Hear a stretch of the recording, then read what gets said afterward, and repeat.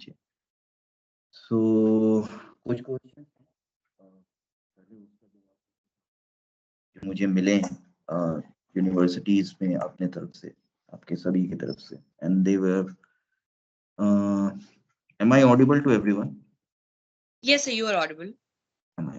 So the first question which I have received is my experience at CNLU activities. So whatever I have experienced during my timeline when I was there in the university. So I'm supposed to brief about that. The second question, more or less,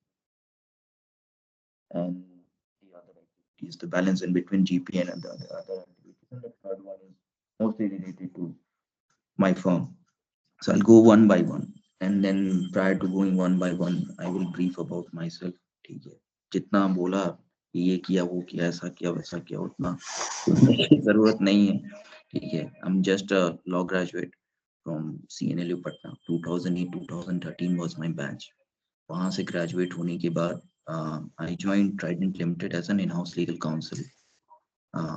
I was posted in Ludhiana and my training was at Barnala, Punjab. Barnala, Punjab se I was shifted to Ludhiana, and then thereafter I was shifted to Bhopal, Madhya Pradesh, as an in-house legal counsel. And over there I was supposed to look into the erection commissioning of the company which was under construction. So Trident Limited has two companies with themselves, majorly two groups. One is the Trident Limited, another is the Trident Corporation Limited. So the Trident Limited is in Punjab and Trident Corporation Limited is in Madhya Pradesh.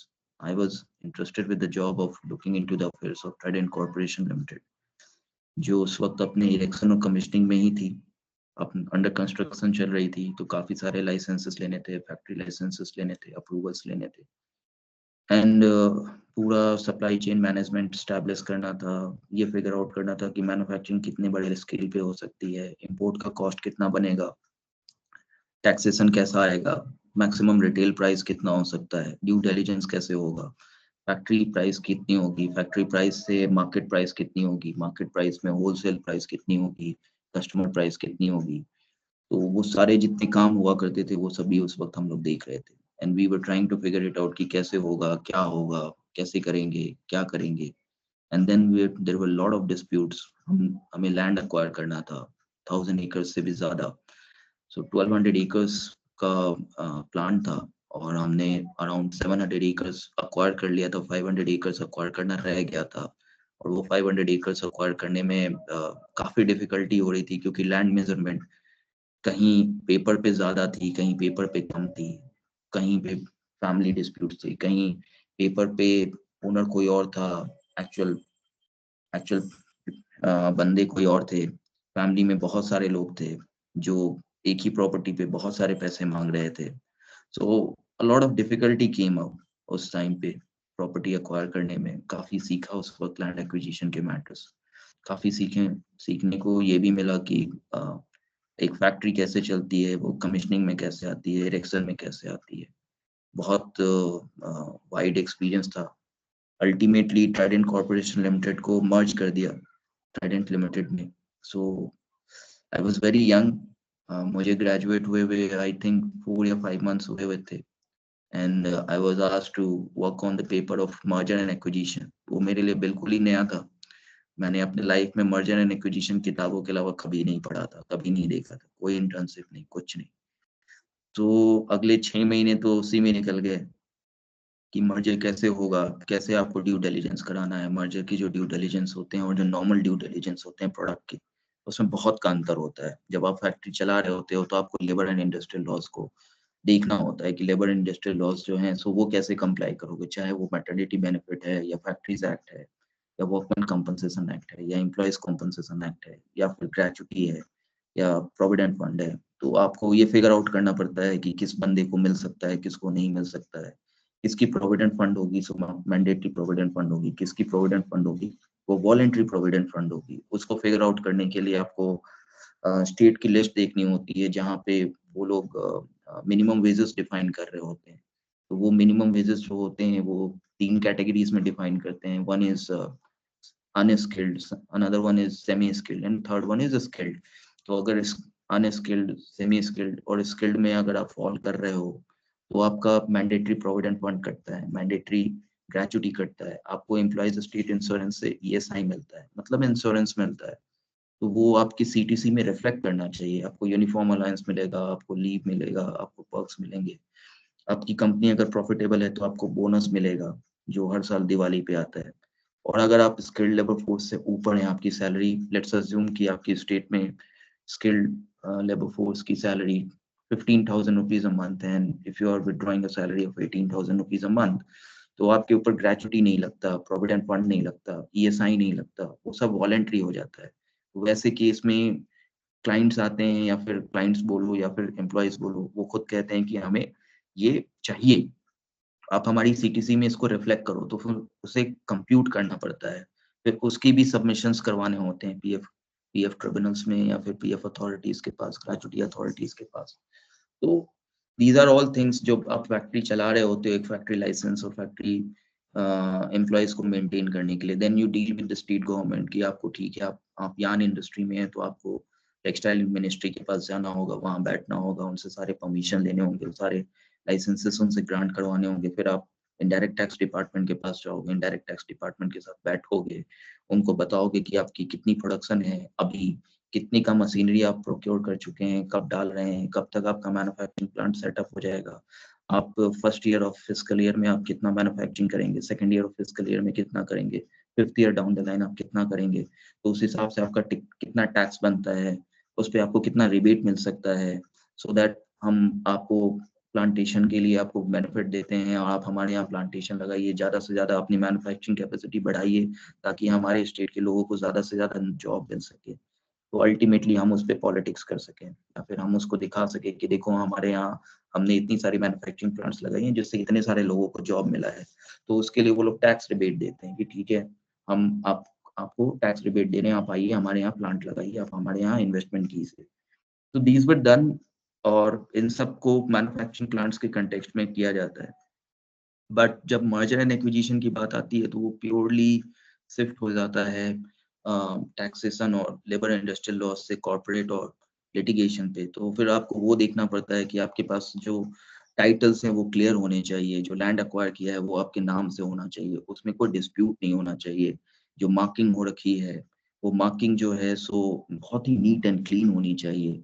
जो आप आई don't no आप में से कितने लोगों ने कभी कोई लैंड टाइटल या फिर पेपर देखा होगा, लेकिन वो दो अलग अलग डॉक्यूमेंट से बनते हैं, एक इस खसरा, अनदर इस खतौनी। तो खसरा जो होता है सो इस बात को डिफाइन करता है कि आपका लैंड क्या है, उसकी ओनरशिप क्या है, उस पे कौन ओनरशिप ओन कर रहा है, कितना बड़ा है, किस एरिया में है, आगे पीछे क्या है, उत्तर दक्षिण नॉर्थ, मतलब नॉर्थ ईस्ट वेस्ट साउथ सभी डिफाइन करते हैं, वो कैसा बनता है, कैसा दिखता है, कैसा करता है, वगैरह वगैरह। एंड देन खतौनी इज कि प्रॉपर्टी पे क्या है, ठीक है। Let's take it for example कि खसरा ये बताता है कि वो प्रॉपर्टी खेतिहर जमीन है, यानी एग्रीकल्चर लैंड है। तो अगर वो एग्रीकल्चर लैंड है तो खतौनी ये बताएगा कि अभी उस पे क्या है, गेहूं वो रोप रखा है आपने, या बाजरे की खेती कर रहे हो, या आप धान लगा रखा है आपने, या मसाले लगा रखे हैं आपने, या फिर वॉट एवर इट इज, ठीक है। तो इस तरीके के दो डॉक्यूमेंटेशन होते हैं लैंड के मैटर्स में, विच इज खसरा एंड खतौनी। और आपको वो सारे डॉक्यूमेंट्स टैली करवाने होते हैं, जितने भी मार्किंग होती है वो टैली करवाने होते हैं, सारे जो लैंड डिस्प्यूट्स हैं या फिर लिटिगेशन डिस्प्यूट्स हैं वो आपको डाइल्यूट कराने होते हैं, क्योंकि मर्जर एंड एक्विजिशन के टाइम पे कोई भी लिटिगेशन पेंडिंग नहीं रहना चाहिए, सारे ड्यू डिलिजेंस कंप्लीट होने चाहिए, सारे लाइसेंसेस इंटैक्ट होने चाहिए, आपकी कंपनी का जो अकाउंटिंग है, अकाउंट बुक्स है, ऑडिटेड होना चाहिए, आपके पैसे जो हैं सब ड्यूली रिफ्लेक्टेड होने चाहिए कि कितने पैसे आए, किधर आए, किस बात के लिए आए, किसने आप इन्वेस्ट किया है, कितना इन्वेस्ट किया है आपने, उसके बदले में कितना शेयर डाइल्यूट किया है, और फिर उसके बेसिस पे आप कितने परसेंटेज में डाइल्यूशन, फर्दर डाइल्यूशन के बेसिस पे अक्वायर हो रहे हैं, एक्सेट्रा एक्सेट्रा। तो वो एक अलग कॉन्सेप्ट होता है मर्जर एंड एक्विजिशन का, और उसका ड्यू डिलिजेंस बिल्कुल ही अलग होता है। तो व्हेन आई जॉइंड इंस्टीट्यूशन, उस वक्त तक मैं सीख ही रहा था कि फैक्ट्री चलाते कैसे हैं, और अचानक से मुझे ये लगा कि यार फैक्ट्री बेच देना है, इंटरनली ही बेचना है लेकिन बेच देना है। तो वो मेरे लिए डबल होमवर्क हो गया, और काफी ज्यादा सीखने को मिला। एनीवे, तो किया जैसे तैसे, कैसे भी रो रो के गा के, लेकिन करना पड़ा।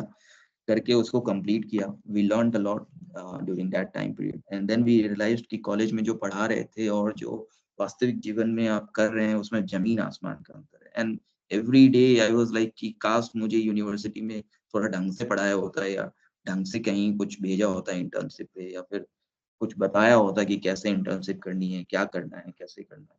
तो मैं कुछ ज़्यादा सीख पाता, मैं कुछ कुछ तो बेटर कर पाता. जितना टाइम मैंने इसको कंप्लीट करने में और सीखने में लिया है, उससे कम टाइम में या फिर उससे बेटर वे में मैं उसको अचीव कर सकता था. एनीवे प्रेशर था तो वो अल्टीमेटली हमने अचीव किया.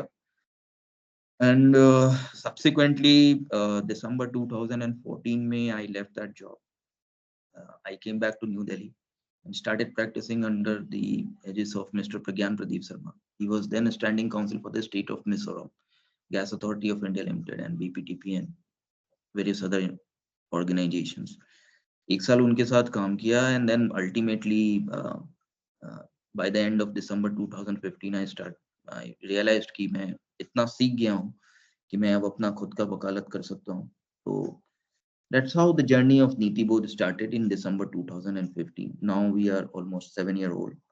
और नीति बोध मेरी लॉ फर्म है, मैंने उसे एस्टैब्लिश किया. सब्सिक्वेंटली हमने उसको एक्सपैंड भी किया. And this is the brief about me in general. मेरे समझ से बाकी अभी जो जर्नी है वो राजीव अपनी ब्रीफ करे तो बेहतर होगा.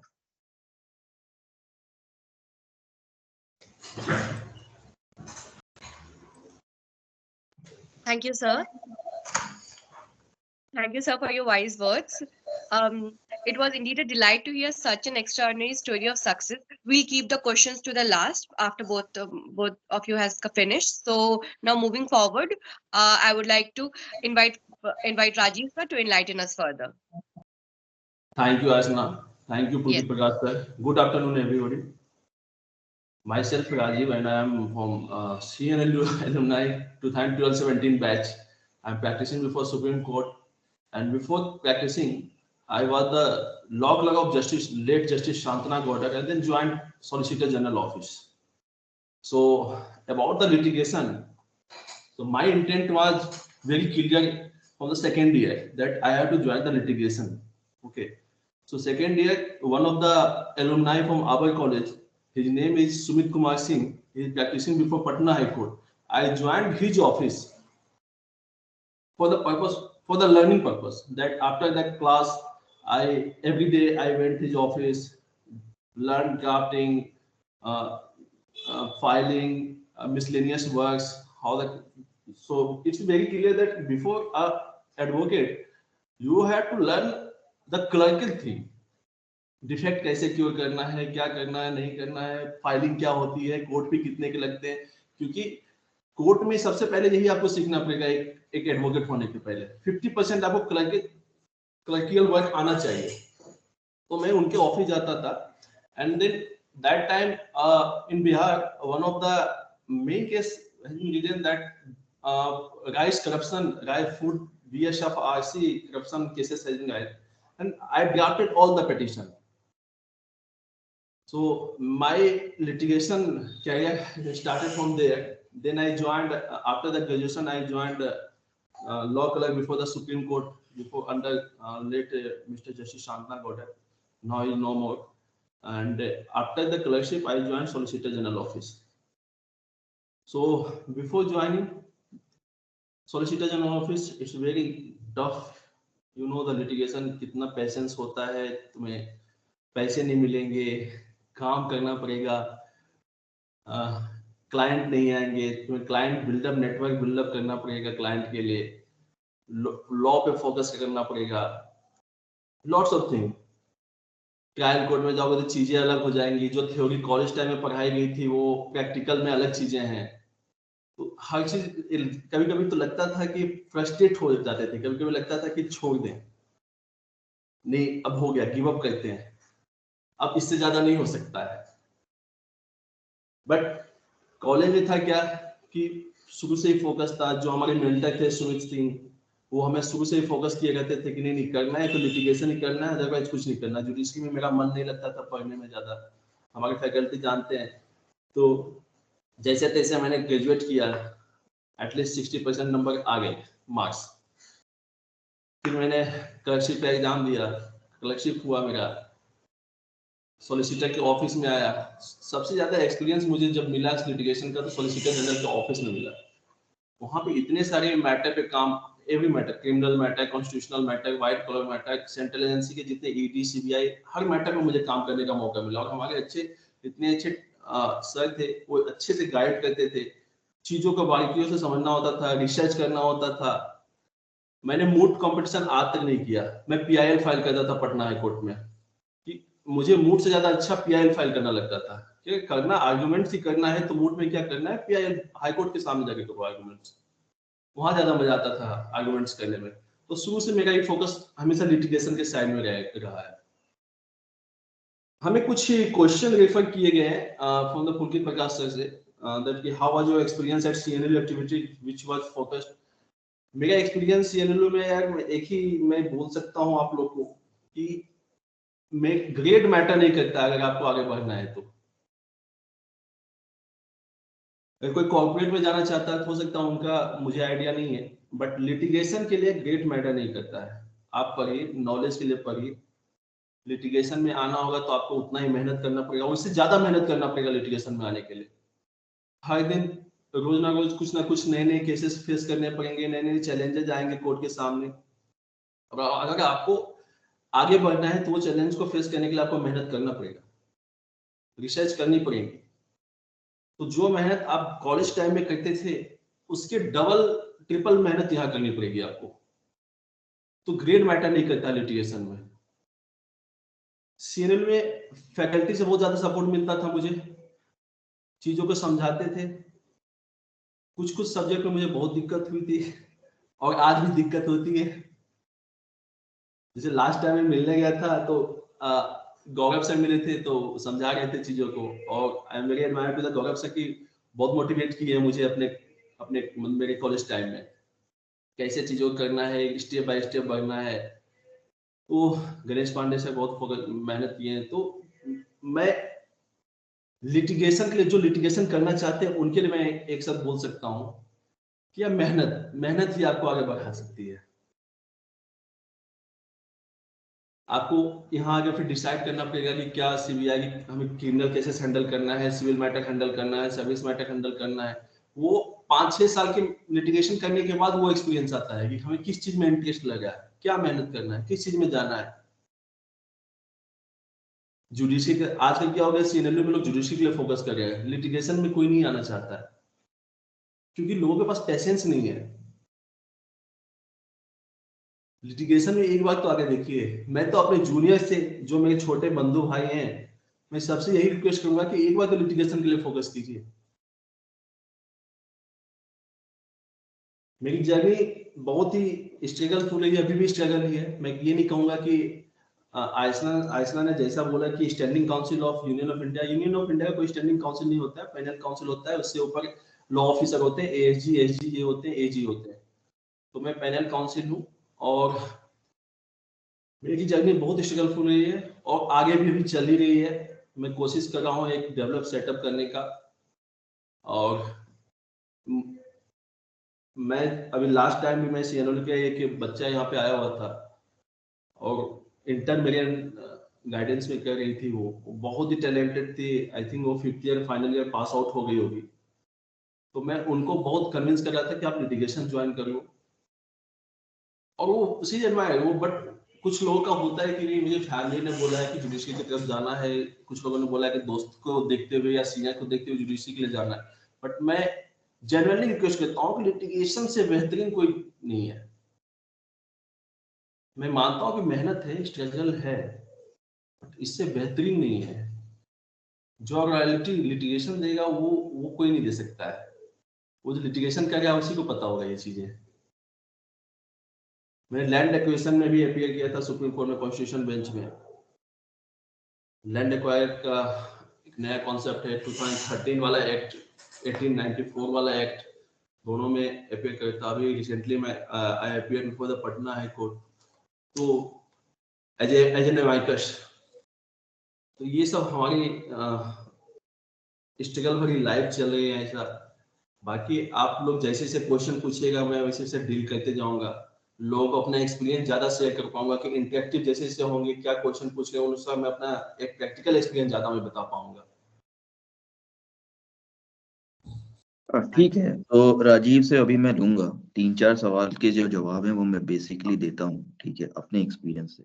सी, राजीव और मेरी वकालत जो है मोर और लेस एक ही जैसी है, और हम दोनों साथ में काफी वकालत करते हैं, इसलिए हमें साथ में बुलाया गया है कि आप आइए साथ में आकर के अपनी बातें कहिए, क्या कहना है क्या नहीं कहना है, कैसा कहना है कैसा नहीं कहना है। 3-4 चीजें हैं। सबसे पहली चीज ये है कि आप जब यूनिवर्सिटी में होते हैं तो आप अपने बारे में क्या सोचते हैं। सबसे पहली चीज आपको ये देखनी चाहिए, आप अपने बारे में क्या सोच रहे हैं इन कंपैरिजन टू दूसरे आपके बारे में क्या सोचते हैं, या दूसरे आपको किस तरीके से इन्फ्लुएंस कर रहे हैं, या मार्केट में किस तरीके से चीजों को कंसीडर किया जा रहा है वगैरह वगैरह। ऐसा नहीं होता है। सी, हर आदमी की अपनी जर्नी होती है, हर आदमी का अपना लाइफ होता है, हर आदमी का अपना गोल होता है, ठीक है। और जब आप अपने गोल पे बने रहते हैं तो आप एक जगह पे पहुंच जाते हैं। मैं आपको 2-4 दोस्तों का एग्जांपल दूंगा, ठीक है, जो मेरे बैचमेट्स हैं, ठीक है। सबसे पहला एग्जांपल मैं शशि का देना चाहूंगा, शशि शेखर कश्यप का। और उससे पहले मैं आप लोगों को बताना चाहूंगा कि हमारे बीच में एक और एलुमनाई है, आदित्य प्रताप सिंह, जिसने ये मीटिंग ज्वाइन की है। And welcome Aditya. उसने मुझसे बोला कि सर मुझे भी ये वेबिनार अटेंड करना है, तो मैंने उसको लिंक भेजा। अब अगर आप आदित्य को भी अगर वीडियो और ऑडियो का लिंक दे दोगे तो शायद Yes, से sure. आदित्य भी इसमें कुछ इनपुट दे पाएगा।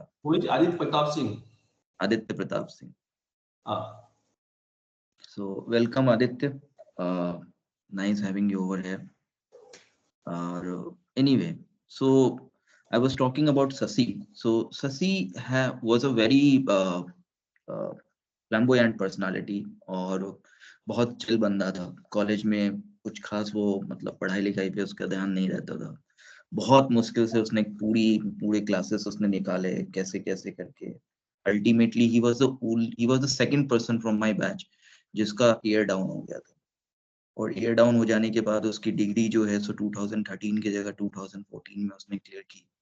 और हमारे एक फैकल्टी हुआ करते थे जो हमें कॉन्स्टिट्यूशन पढ़ाते थे। He was extremely annoyed of him and he literally said कि हम इस बच्चे को कभी नहीं पास करेंगे। आई विल मेक श्योर कि ये बच्चा कभी नहीं पास हो, और कभी भी इसके पास डिग्री नहीं आए लॉ की, ठीक है। तो वैसे सिचुएशन को उसने क्रॉस किया। He got the degree at the end of the day. उसके बाद he went to Mumbai. Mumbai जाने के बाद he learn the course of photography. उसने फोटोग्राफी की कोर्स को कंप्लीट किया, सीखा, समझा कि कैसे होता है, क्या होता है, कैसा होता है, ठीक है। Because his interest was in creativity. जब वो यूनिवर्सिटी में भी था तो भी वो जितने भी फंक्शंस होते थे या फेस्ट होते थे या कोई भी ऑर्गेनाइजेशन हमें करना होता था तो वो उसमें बहुत ही एक्टिवली पार्टिसिपेट करता था। और he was the crusader. Like for example, जो 2012 बैच का ये हुआ था, क्या कहते हैं, फेयरवेल हुआ था, वो फेयरवेल अकेले सिंगल हैंडेडली शशि ने कंप्लीट किया था। And I have huge respect for that कि वो बंदा जहां सभी कह रहे थे कि हम फेयरवेल नहीं देंगे बिकॉज ऑफ सेवरल रीजंस, या फिर हम नहीं करेंगे या ये करेंगे या फिर ये पॉसिबल है ये पॉसिबल नहीं है, he single handedly pushed it off. और उसने कैसे भी करके वो फेयरवेल ना केवल कंप्लीट कराया, बाकी हम सबको कन्विंस किया कि we should be a participant to that. As of now he is into photography और वो बहुत अच्छा कर रहा है। ऑब्वियसली लॉकडाउन में थोड़ा सा लॉसेस हुए हैं, हर किसी को हुए हैं, ठीक है। तो he has also suffered losses, but मैं उसका एग्जांपल इसलिए देना चाहता हूँ क्योंकि he had a journey of his own, ठीक है, जो उसने परस्यू किया। और उसने दूसरों को देख के नहीं परस्यू सर। किया, उसने परस्यू किया। सर, हाँ मैं कर देता हूँ, मैं कर देता हूँ। राजीव, म्यूट कर लो अपने आप को थोड़ी देर के लिए। So that is the first person जो हमारे बैच का बंदा है, शशि शेखर कश्यप। आई डोंट नो आप में से कितने लोगों को उसके बारे में पता है, कितने लोग उससे कनेक्टेड हो पाएंगे, नहीं हो पाएंगे, बिकॉज उसने सोशल मीडिया अकाउंट्स को भी काफी ज्यादा यूज करना बंद कर दिया है. But yes, his journey is phenomenal for me, at least for me his journey is phenomenal. उसने बाकियों की बात नहीं सुनी, उसको जो पसंद था उसने अल्टीमेटली वो अचीव किया. The second person which I would like to name out in from my batch is Ayush Jha. वो भी लॉ में बहुत ज्यादा अच्छा नहीं था. हमारे बैच में ही वाज लाइक कि ठीक है पास कर जाना है, कैसे भी करके डिग्री ले लेंगे, लेकिन उसको प्रैक्टिकल एस्पेक्ट्स में बहुत ज्यादा इंटरेस्ट था. वो हमेशा इस बात को पढ़ते रहता था कि अगर कोई फंक्शनैलिटीज वर्क करती, कोई मशीन अगर वर्क करती है तो मशीन कैसे वर्क करेगी, कहाँ तक वर्क करेगी, कितना फ्यूल कॉस्ट लगेगा, कितनी एनर्जी हो सकती है, कितना हॉर्स पावर जनरेट कर सकता है, कितने डिस्टेंस तक जा सकता है, एक्सेट्रा एक्सेट्रा. तो उसकी डिजाइन कैसे होगी, डिजाइन कैसे बदलेंगे तो वो चीज उस चीज को अचीव कर लेगी. तो इन सब चीजों में उसका बड़ा इंटरेस्ट था. After graduation, he worked for a company for a few months. उसके बाद उसने उस कंपनी को छोड़ करके उसने बम्पर ज्वाइन किया. Bumper is a company, it's a startup. Startup में ही वाज देयर काफी टाइम तक. बम्पर में वो था. बम्पर काफी अच्छा खासा उसने बिजनेस किया. 3M उसका बहुत बड़ा पार्टनर है, बहुत बड़ा क्लाइंट है. Later on, he left Bumper and he established his own company, which is named as Clearco. Clearco stands for Clean Air Company. Clean Air Company, Clearco. CL is for clean and AIR is air and CO. So CO is company, Clean Air Company, Clearco. उसने वो company डाली. He got incubated from IIT Delhi and आज उसकी company को funding मिल रखी है. आई don't no आप में से कितने लोगों को उसके बारे में पता है, लेकिन he was ranked Forbes 30 under 30. सो उसने वो फीट अचीव किया है जो अभी तक मेरे समझ से लॉ के डिपार्टमेंट में या लॉ में पर्टिकुलरली लिटिगेशन में किसी ने नहीं अचीव किया होगा. But he was determined to achieve something in his life and he went beyond the domain of कि ठीक है मेरे को क्या चाहिए अपने लाइफ में. उसने उसको फिगर आउट किया और अल्टीमेटली उसको परसू किया. And he is extremely successful. Forbes 30 under 30 में आना बहुत बड़ी बात होती है. मुझे नहीं पता आप में से कितने लोगों को उसके बारे में या फोर्ब्स 30 अंडर 30 के कॉन्सेप्ट के बारे में पता है, लेकिन आफ्टर दिस मीटिंग मैं चाहूंगा कि आप लोग जाइए, देखिए. एंड इस कंपनी इज डूइंग फेनोमेनल. उसके पेटेंट्स पेंडिंग है, काफी अच्छा काम कर रही है. वो एक पॉकेट साइज मोबाइल से भी छोटे डिवाइसेस क्रिएट करते हैं जो आप अगर अपने एयर कंडीशनल मशीन्स में एसी में लगा दोगे तो वो क्लीन एयर्स के लिए काम करने लगेगा. अदरवाइज अगर आप अपने पॉकेट में लेके घूम रहे हो तो वो पर्टिकुलर मैटर जो पीएम होता है, PM 2.5 या PM 10, जिसके बेसिस पे ये डिसाइड होता है कि कितना पोल्यूशन है एयर में, वो सब कैलकुलेट करके बताएगा. वो आपको रोड बताता है कि आप इस रोड से ट्रैवल करोगे या इस जगह से ट्रैवल करोगे तो आप कम एयर पोल्यूशन को फेस करोगे इन कंपैरिजन टू इस रोड से ट्रैवल करना, etcetera etcetera. So that is his company all about. That is the second guy from 2013. Third guy which I would like to name is Salish. Salish is in UK as of now. उसने हमारे साथ अपना graduation complete किया. Graduation complete करके ही went to NALSAR जा करके उसने अपना LLM कंप्लीट किया. Then he came to JNU आकर के उसने अपना MPhil कंप्लीट किया. उसके बाद उसको PhD के लिए ऑफर मिल गया यूनाइटेड किंगडम से and he went to United Kingdom. He has now become a faculty over there. मुझे एग्जैक्टली नहीं पता कि उधर कौन सी यूनिवर्सिटी में वो फैकल्टी है, but he has also done phenomenal. उसने पॉक्सो पे काफी रिसर्च किया है, काफी अच्छा काम किया है, कंटिन्यूअसली रिसर्च किया है उसने. कनाडा सब अपने स्कॉलरशिप पे, सब अपनी पढ़ाई के बेसिस पे, फिर चाहे वो कनाडा हो, चाहे वो यूनाइटेड किंगडम हो, ठीक है, या फिर वो इंडिया के बेस्ट इंस्टीट्यूशंस की किसी भी बेस्ट इंस्टीट्यूशंस की बात करो. ही was very determined from his point of thought कि मेरे को रिसर्च में ही जाना है, मुझे रिसर्चर ही बनना है eight the end of the day. मुझे थ्योरीज को बेस्ट वे आउट में फिगर आउट करना है कि एक थ्योरी कैसे काम करती है, उस थ्योरी को कैसे प्रेजेंट कर सकते हैं, उस थ्योरी को किस तरीके से लिख सकते हैं, उसमें कैसे रिसर्च मॉड्यूल डाल सकते हैं जिससे जो बंदा उसको सब्सिक्वेंटली पढ़ेगा वो उसके बारे में बहुत ज्यादा जान जाएगा और बहुत ज्यादा जान करके वो मार्केट में उस चीज को या रियल वर्ल्ड में उसको इम्प्लीमेंट कर पाएगा. तो his journey is also phenomenal. Shailesh का। मेरे बैच से जो फोर्थ बंदा है जिसकी जर्नी मुझे बहुत अच्छी लगती है वो पुष्कर है, Pushkar Anand. I don't know आपको, आप में से कितने लोगों ने सुना है। As of now he is a faculty in Delhi university. वो हमारे यूनिवर्सिटी, हमारे बैच का, एटलीस्ट हमारे बैच का वो टॉपर था। और वहां से उसने अपनी जर्नी शुरू की। वो साउथ एशियन यूनिवर्सिटी में गया, साउथ एशियन यूनिवर्सिटी में जाके उसने वहां मास्टर्स परसू किया। उसने एक बार में नेट क्लियर किया, नेट क्लियर करके he became a faculty in UPS Dehradun. UPS Dehradun से he shifted to some university, I think Greater Noida की कोई यूनिवर्सिटी थी, मुझे उसका एग्जैक्टली याद नहीं है, पता नहीं है, but as of now he is a faculty in Delhi University. और he was very sure, very clean, very have a very clean thought process in his mind कि यही चाहिए मुझे अपनी लाइफ से। उसके दिमाग में ये नहीं चलता था कि मैं अभी जज बनने की तैयारी कर लेता हूँ, कल लिटिगेशन की तैयारी कर लूंगा, परसों मैं किसी और चीज की तैयारी कर लूंगा। ये जिन 4 लोगों के मैंने नाम बताए, ये चारों लोग अपने लाइफ से बहुत सॉर्टेड थे। उन्होंने पहले ही फिगर आउट कर लिया था कि मुझे ये चाहिए, और उन चारों ने वही किया। और दे हैव, ठीक है, 2 बंदे लॉ के बाहर अपने फील्ड को अचीव कर पाए हैं और बहुत अच्छा कर रहे हैं, और 2 बंदे लॉ के अंदर फील्ड को अचीव किए हैं और उन्होंने बहुत अच्छा किया है। वन मोर गाय जो मेरे बैच से है इज सुनील कुमार नामा। सो नामा was also very sorted from his mind कि मुझे गवर्नमेंट जॉब ही चाहिए, फिर चाहे वो जुडिशरी हो या किसी दूसरे तरीके की गवर्नमेंट जॉब हो। तो उसने उसी हिसाब से पढ़ाई करी। he was practice he was never came down to practicing, कभी उसने प्रैक्टिस नहीं किया।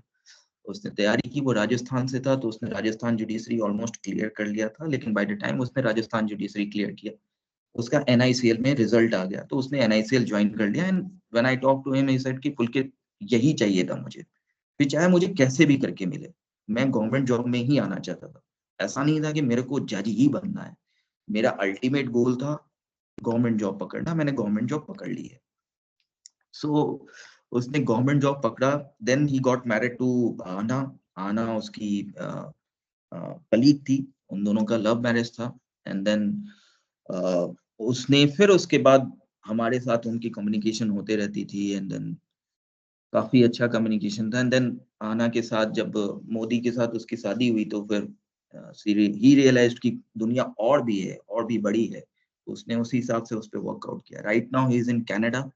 कनाडा की एक फर्म, एक इंश्योरेंस फर्म में वो प्रैक्टिसिंग एडवोकेट है। वो यहाँ से गया, कॉमनवेल्थ का एग्जाम उसने क्लियर किया है। He is a practising advocate in Canada as of now. और then he made a call from Canada to me saying that Pulkit, obviously मैं एक गांव से बिलोंग करता था, तो उस वक्त का जो थॉट प्रोसेस था और जो मैं उस तरह उस वक्त जो चीजें देख सकता था, समझ सकता था, मैंने उस हिसाब से डिसीजन लिया कि गवर्नमेंट जॉब ही चाहिए।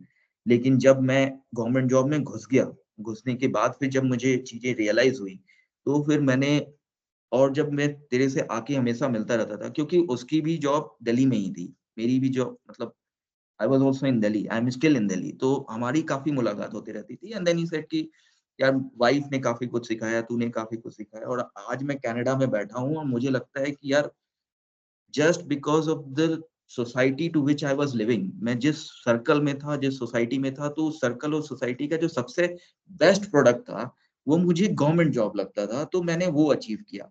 जब मैं अपना होराइजन, जब मैंने अपना बढ़ाया, तब मुझे रियलाइज हुआ कि नहीं, दुनिया बहुत कुछ है, दुनिया में बहुत कुछ है अचीव करने के लिए। और अब मैं बहुत खुश हूँ। Thank you for your recommendation कि मैं कॉमनवेल्थ का एग्जाम निकालूं और मैं कनाडा जाऊं और वहाँ की इंश्योरेंस फर्म में प्रैक्टिसिंग एडवोकेट बनूं। तो he is in Canada and he is doing phenomenal. तो ये कुछ एग्जांपल्स हैं जो मैं अपने बैच से दे रहा हूँ, ठीक है। ये सभी बंदे फेनोमेनल बंदे मेरे हिसाब से। मुझे नहीं पता कि आप लोग मेरे बारे में क्या सोचते हैं, क्या सोच के मुझे यहाँ बुलाया, ठीक है, लेकिन हाँ, मेरे समझ से ये 5 लोग तो फेनोमेनल बंदे हैं और इन लोगों ने अचीव किया है और बहुत अच्छा अचीव किया है। तो ये जो एक मेंटालिटी है कि जुडिशरी ही सब कुछ है, ठीक है, इस मेंटालिटी को प्लीज ड्रॉप कर दीजिए। हाथ जोड़ के विनम्र निवेदन है आप सभी से, ठीक है, कि ऐसा नहीं होता, जुडिशरी ही सब कुछ नहीं है। There is a lot of thing which you can achieve in your career, ठीक है। और सिर्फ लिटिगेशन भी सब कुछ नहीं है। अ lot of people has done a lot of thing. मैंने आपको अभी 5 एग्जांपल दिए, पांचों बहुत ही अलग एग्जांपल्स, पांचों बहुत ही अलग एग्जांपल्स है जो ये क्लीनली और बहुत नीटली बताते हैं कि सितारों के आगे जहां बहुत है, ठीक है। तो ऐसा मत सोचिए कि बस लॉ ग्रेजुएशन पूरा कर लेना है और उसके बाद कैसे भी करके जज बन जाना है, ये है वो है ऐसा वैसा है। और अगर आपने जज बनने का ही सोच रखा है तो मेरे समझ से मैथमेटिक्स बनाओ, मैथमेटिक्स पे ध्यान दो। एक ऐसी यूनिवर्सिटी भी है जहाँ पे 5-7 या 8,000 रुपए पे करके आप एनुअली पे करके आप अपनी डिग्री पूरी कर सकते हैं। तो पूरे साल का मेरे समझ से 40 या 50,000 रुपए आपकी कॉस्ट आएगी, ठीक है। और आप यहाँ पढ़ रहे हैं CNLU में, जहाँ 2 लाख रुपए ऑलमोस्ट साल का आपको भरना पड़ रहा है। और मेरे समझ से 10 लाख रुपए हो जाएंगे 5 साल के बाद। तो 50,000 वर्सेस 10 लाख रुपए। जब अल्टीमेट गोल ही आपका जज बनना है, तो मैथमेटिक्स समझो आप क्यों अपना एजुकेशन लोन ले रहे हो, क्यों कर रहे हो? चुपचाप से वो 12 सब्जेक्ट जो आ रहे हैं आपके जुडिशरी के एग्जाम में, उस पे फोकस करो और बाकी सब्जेक्ट पे भी पढ़ने की जरूरत नहीं। जाओ जाके डिग्री लो, एग्जाम दो और पास कर जाओ।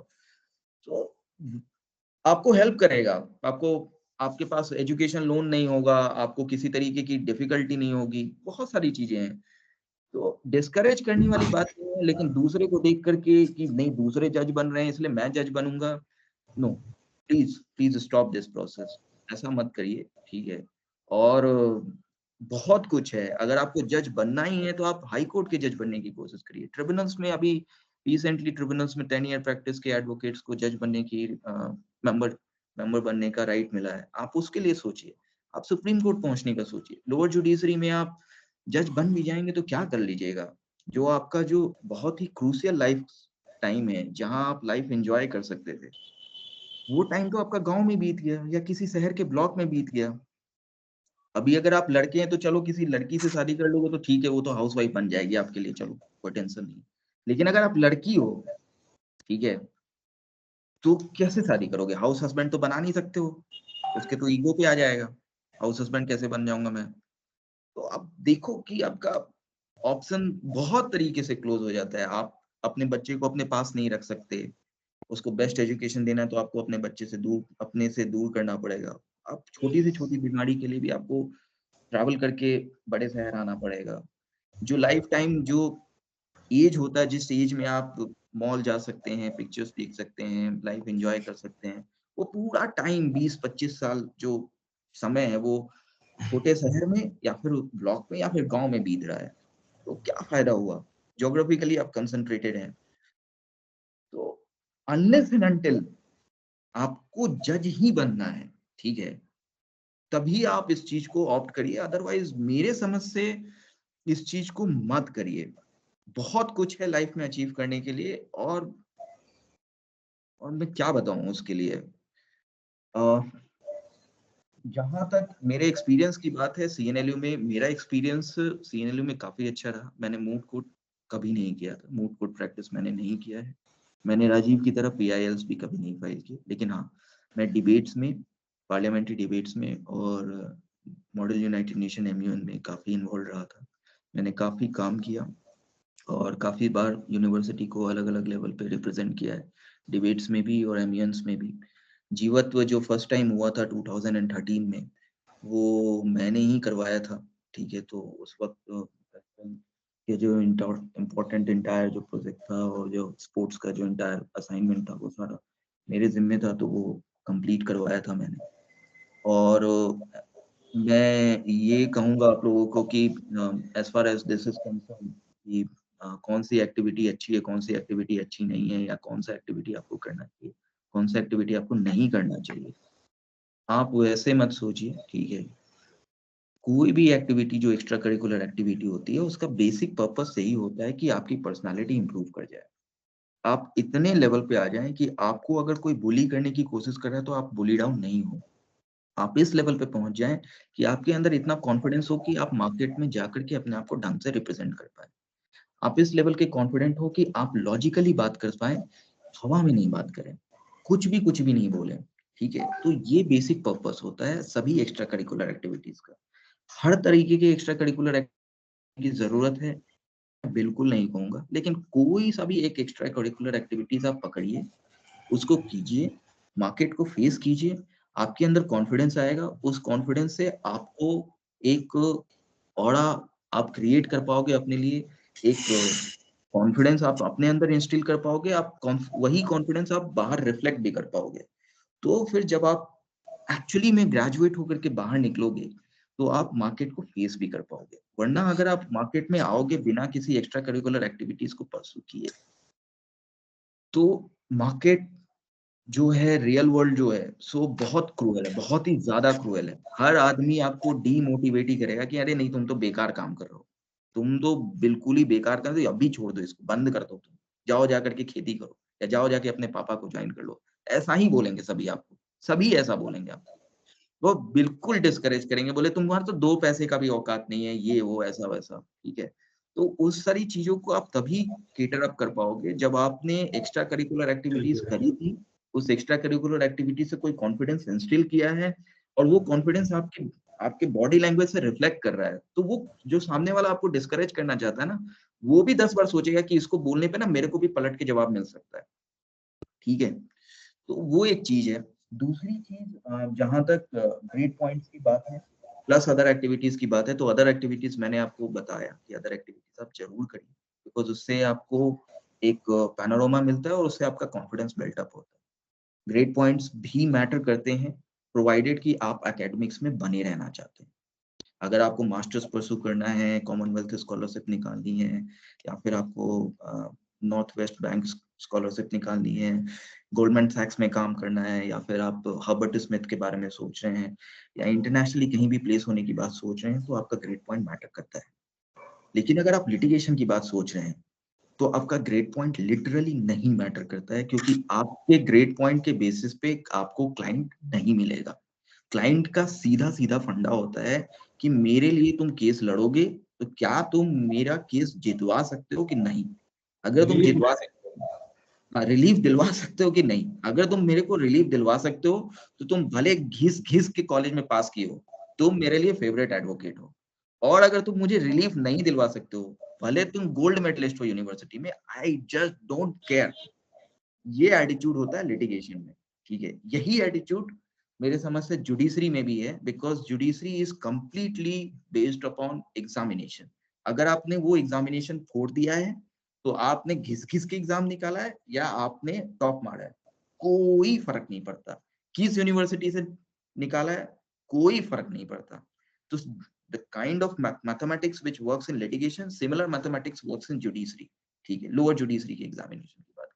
लेकिन अदर एस्पेक्ट्स, आप इंटरनेशनली प्लेस होना चाह रहे हैं, एकेडमिकली प्लेस होना चाह रहे हैं, एक अच्छे लॉ फॉर्म में जाना चाह रहे हैं, बड़े लॉ फॉर्म में जाना चाह रहे हैं, या फिर आप किसी भी तरीके की एंसिलरी ऑर्गेनाइजेशन को ज्वाइन करना चाह रहे हैं, थिंक टैंक ज्वाइन करना चाह रहे हैं, आप एनजीओ बनाना चाह रहे हैं, आप पॉलिटिशियन बनना चाहते हैं, तो ये सारी चीजें मैटर करती हैं। क्योंकि इनफैक्ट सम लेवल आपका, अगर आप पॉलिटिशियन बनने के लिए भी आप सोच रहे हैं, तो लोग आपका बैकग्राउंड चेक करते हैं कि कैसा बंदा था, क्या बंदा था। अगर आप घिस घिस के उधर साइड निकालें अपनी डिग्री, तो 10 बारी आपके पॉलिटिकल कैंपेन को पंचर करने के लिए यही बोलेंगे, अरे ये तो बेकार स्टूडेंट था उधर, पता नहीं कैसे पास किया है, अब हमारे साथ आ गया है, हमारे लिए इलेक्शन लड़ रहा है या हमारे खिलाफ इलेक्शन लड़ रहा है, इसको तो वोट मत ही देना। तो ये सारी चीजें हैं, ठीक है। And I'm sorry for the interrupt here. For the litigation, you need the humbleness, you need the patience, dedication.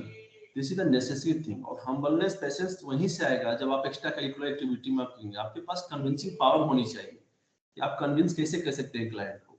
यहाँ पे क्या है कि कोई क्लाइंट आएगा आपके पास, तो आप आपसे आपके पास आने से पहले 10 जगह जाके आएगा आपके पास, वहां से अपना एडवाइस जो भी होगा सब कुछ लेके आएगा आपके पास। फिर आप 11वां होंगे, 11th पर्सन आप होंगे और आपको कन्विंस करना होगा कि कैसे कन्विंस हो जाए मेरे पास आएगी क्लाइंट।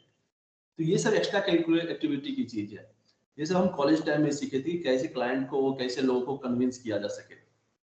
ये मेरा कॉलेज का दिन है पुलकित सर, जहां तक मैंने सीखा है। बाकी पुलकित सर की बातों से मैं एग्री हूँ कि अगर आपको जीपीए का लेना है, अगर आपको एकेडमिक्स में जाना है, एलएलएम करना है बाहर की यूनिवर्सिटी से, या फिर कॉर्पोरेट सेक्टर में जाना है, जुडिशरी के लिए देना है, तो आपके लिए जीपीए मैटर करता है। लिटिगेशन के लिए I don't think GPA matter करेगा, आपको कहीं भी जीपीए की जरूरत नहीं पड़ेगी। हाँ, नॉलेज होना चाहिए, एटलीस्ट बेसिक नॉलेज होना चाहिए, हर सब्जेक्ट का नॉलेज होना चाहिए। आपको कॉन्स्टिट्यूशनल मैटर यहाँ पे मैटर करेगा, जूरिस्प्रूडेंस आएगा, सोशियोलॉजी भी मैटर करती है कभी कभी आपको यहाँ पे। तो हर क्षेत्र, जैसे ऐसा नहीं है कि आप बीए एलएलबी कर रहे हैं तो बीए वाला पार्ट को छोड़ दीजिएगा, आर्ट्स के जितने भी सब्जेक्ट हैं वो भी आपको मैटर करेगा कहीं ना कहीं आगे। तो ये सब चीजों को जरूरत है, ये सब चीजों पे फोकस करने की जरूरत है लिटिगेशन वालों के लिए। आदित्य, तुम्हारा क्या कहना है? तुम हो इस मीटिंग में तो तुम भी कुछ कहो। आदित्य से ज्वाइन नहीं कर पा रहे, I think he is not enable to. नहीं, आदित्य ज्वाइंट है। आदित्य ज्वाइंट है लेकिन वो बोल नहीं पाएंगे। He can write in the chat box. No बोल शायद मैं सकता कोशिश है। कर रहा था, बोले मैं कोशिश कर रहा था, लेकिन मुझे ये मैसेज आया टीम्स के तरफ से कि you have to join them before the meeting.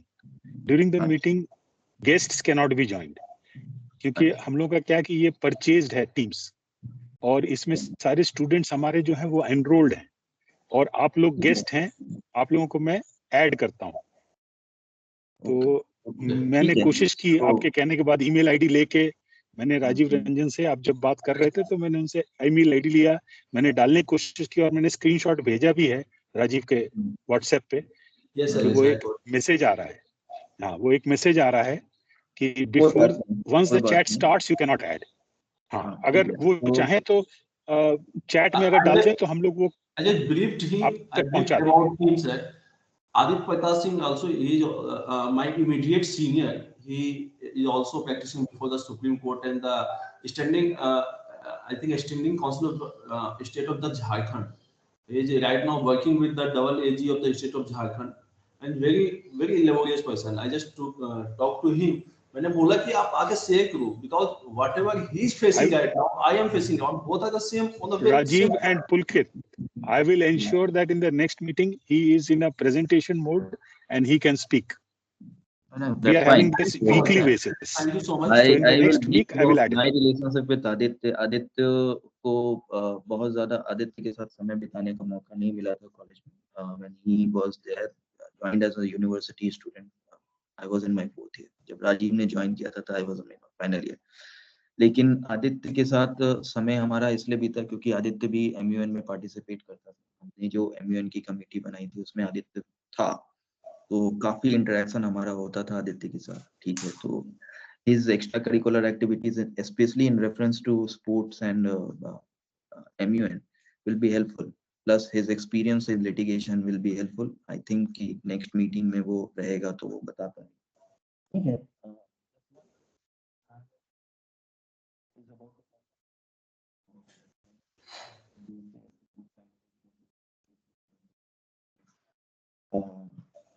क्या क्या विजन है? ओके, तो ठीक है, मैं इसको ब्रीफ करता हूँ। ठीक है। Any question, further question you can ask. Yes, sir. Shall we start with the question answer round? Sure. Sir, today unfortunately there was some glitch in the Teams app, so we were not, some people were not able to join through the link, so that's why they wanted to join but they were not able to join. But anyways, we'll start with the question answer round. So I can see that there are only 21 people all across. Yes, sir. They were waiting in the there lobby. are 45.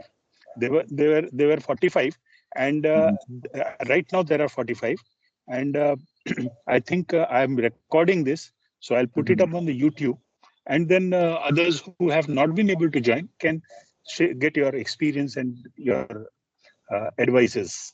कुछ नहीं sir. Anyway, one simple question. आपका Miss Raghuvanshi, आपकी I think sir's connection got off. No, I'm there. Okay. No, sir. Pulkit sir's connection. Mm-hmm.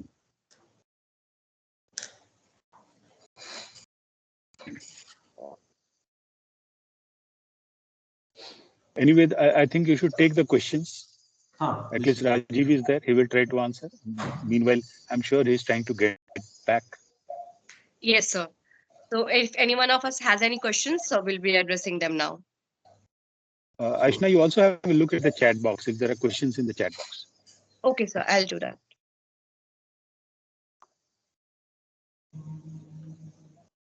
If you have a question, please raise your hand. We will try and unmute you.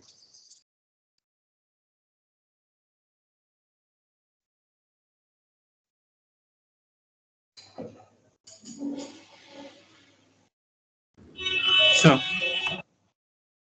Yeah. Yes. So what are the things that help to become a panel counsel with state? What is the exact process? So for the panel counsel, it's a limited experience. If you want to take the panel counsel of the state, you have minimum 3 years, and for the Union of India, you have minimum 4 or 5 years experience.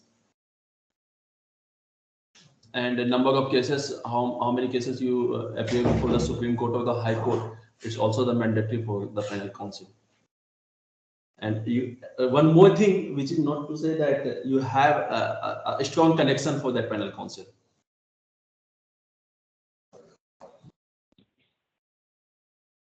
Further question? Without connections, there is no chance.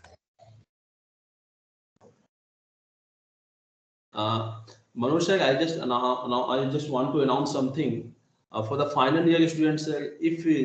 If any final year student who want to join the litigation, then most welcome. I am looking for a juniors, and first the opportunity for my alumni. As an alumni, I just कि CNLU के बच्चे को मुझे लेना है. So if this is a good forum for that, and I'm sure if anybody is interested, they will get in touch with you. If anybody interested, his details are already shared. Your details are already shared in the group.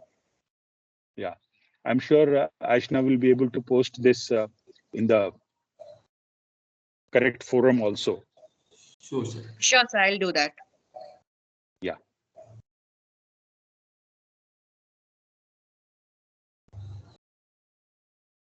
And Rajiv, thanks for this invite to the students. No, sir, it's my responsibility and duty, sir, for the college, sir. मैं तो चाहता हूँ कि sir connection पहले inter college connection होना चाहिए sir.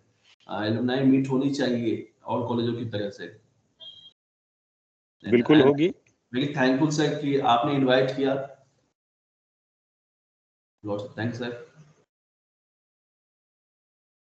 कोई भी यूनिवर्सिटी सिर्फ स्टूडेंट्स और एलुमनाइज के बल पे ही चलता है. बाकी तो क्या है कि साज सज्जों की चीज है, whether it's building or faculties, there's more decorative than anything else. It is the students who make the university. The Pulkit sir is also trying to join, but due to the technical glitch, I think he is not able to join. Mm-hmm. So if you have any more questions. He is saying that somebody removed that. I think remove कर दिया इनको कोई. No, sir, because everybody was a attendee, so I don't think that's possible. Not this. Thank you. Yes, sir. हाँ, ये संभव नहीं है. मुझे छोड़ के और कोई रिमूव नहीं कर सकता है. Yes, ये yes. वेबिनार है, ये नॉर्मल हमारा जो मीटिंग होता है वो नहीं है, और इसमें भी मैं राइट्स नहीं देता, और उसमें भी मैं अपना सारा राइट्स रिमूव कर देता हूँ. एक मैनेजिंग ग्रुप का ऑप्शन है जिसमें कि आप राइट्स ले सकते हैं. सिर्फ मैं प्रेजेंटर और मैं जो क्लास कंडक्ट करते हैं, क्योंकि पहले ये बहुत प्रॉब्लम आती थी कि कोई भी स्टूडेंट रिमूव कर देता था, वो प्रॉब्लम आती थी. तो उसका सोल्यूशन हम लोगों ने ढूंढ लिया है.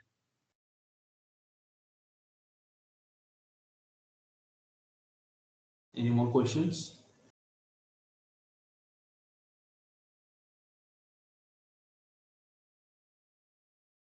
There appears to be no further questions, so we will wrap it up with Aishna. Is there anything in the chat box? Nothing. Aishna, what has happened? She is not coming back. Yes, sir.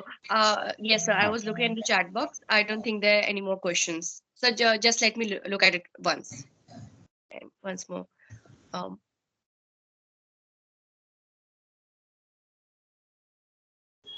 Yes, sir. So we do have another question. So we just want to ask that how does a practicing lawyer maintain stability in the early years of litigation? Sorry, pardon? How does the? How a practicing lawyer maintains stability in the early years of litigation? This is a very recurring question that almost every one of us wants to ask. Definitely. Good question. Yeah. So you have to make firstly you have to make a connection between the people or the industry, there are two types of litigation which is going on right now. First of the panel counsel, somebody who got the panel, तो उसका चल जाता है. I have the panel. Private cases भी आते हैं, but आपको private public के बीच जाके कनेक्शन बनानी पड़ती है. तो हम सुप्रीम कोर्ट प्रैक्टिस कर रहे हैं तो आपको हाई कोर्ट और डिस्ट्रिक्ट कोर्ट के लॉयर्स पे कनेक्शन बनानी पड़ेगी, क्योंकि केसेस उन्हीं से आते हैं. आपको डिस्ट्रिक्ट कोर्ट भी जाके विजिट करना पड़ेगा, हाई कोर्ट भी जाना पड़ेगा, आपको हाई कोर्ट अपीयर करना पड़ेगा.